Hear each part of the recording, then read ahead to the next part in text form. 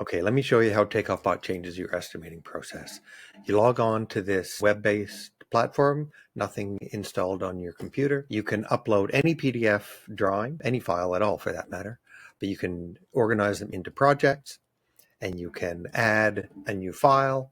You drag and drop any file into the job and it will start scanning it. The AI takes over and looks for any AWI products, cabinets, fillers, kicks, counters, and starts marking up your drawing. It takes it about 15 minutes to do a drawing, but I'll just show you an example of a file that's been processed. When you open it, you're in the editor here where you get to see all the markups that the bot made, and you can make any changes you want to that. So a lot like Bluebeam, you'll see there's a navigation pane over here on the left.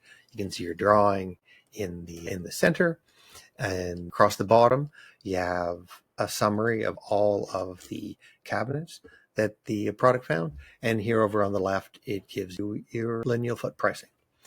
So you can navigate to any page. Let's just go here, for example.